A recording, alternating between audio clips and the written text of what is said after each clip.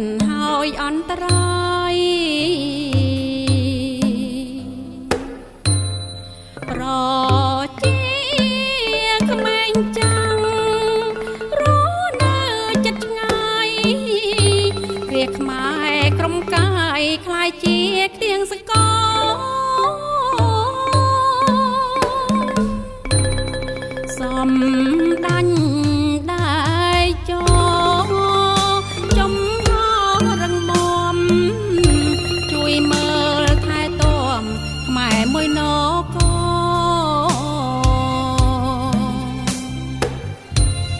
ស្រោញស្រង់ជីវិតខ្មែរសែនត្រេកអរពិនថ្លែងអំណរសម្ដាញ់ឪពុក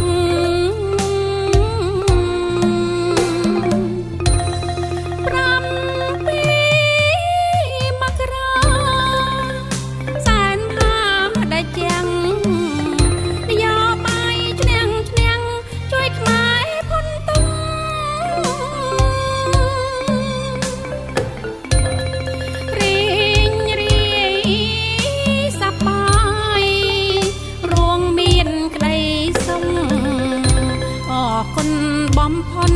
ដល់សន្តិភាពបាំងប្រជាជនមានគុណធំធេងអភិវឌ្ឍជាក់ស្ដែងតំបន់ខ្ពង់រាប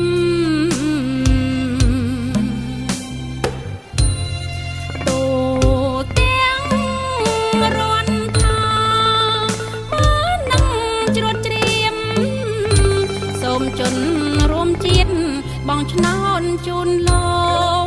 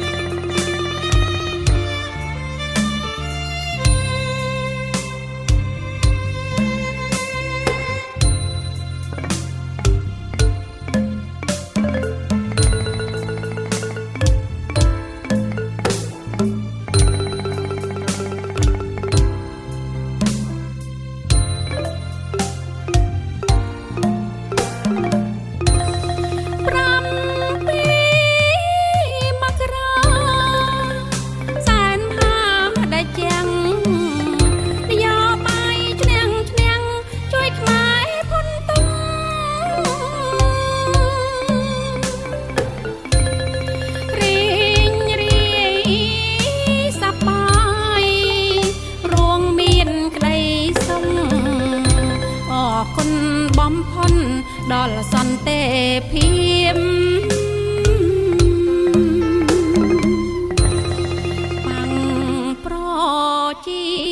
ជនមានគុណធំធេងអភិវឌ្ឍជាក់ស្ដែងតំបន់ខ្ពង់រាប